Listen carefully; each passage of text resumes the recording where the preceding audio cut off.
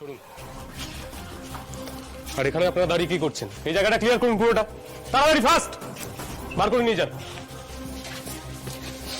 দীপঙ্কর বাবু, আপনি এতটা শিওর হয়ে কি করে বললেন যে যে এই অন্যায়টা করেছে? আপনি জানছেন কি করে যে এই কাজটার সঙ্গে একজনই যুক্ত? একজন যে যুক্ত সেটা অন্তত আমি এই সময় জোর দিয়ে বলতে পারি আনন্দী ম্যাডাম,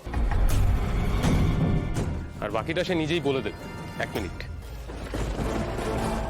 দেখুন।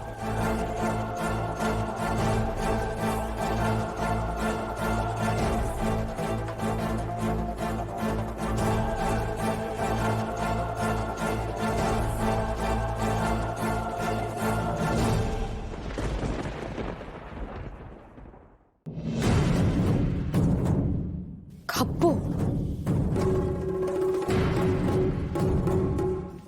মানেটা কি? অয়ন্তিকা এই কাব্যের সাথেই বেরিয়েছিল। তার মানে কাব্যই অয়ন্তিকার এত বড় সর্বনাশ করেছে?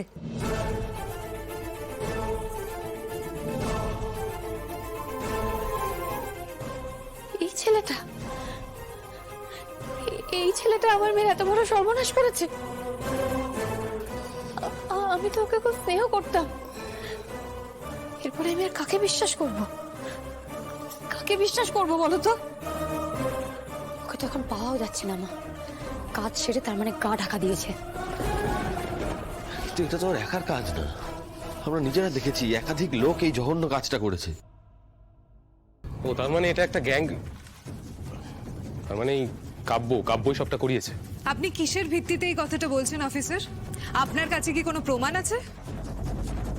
আবার বারবার আপনাকে বারণ করার পরেও আপনি কেন আমাদের মধ্যে কথা বলছেন বলুন তো?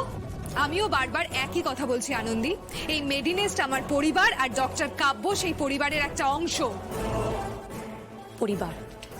এরপরেও বলবেন? এই ভিডিওটা দেখার পরেও আপনি এই কথাটা বলবেন? আপনার এই পরিবারের অংশ এত কিছু করার পরেও আপনি তাকেই ডিফেন্ড করবেন কেন বলুন তো সুপর্ণা?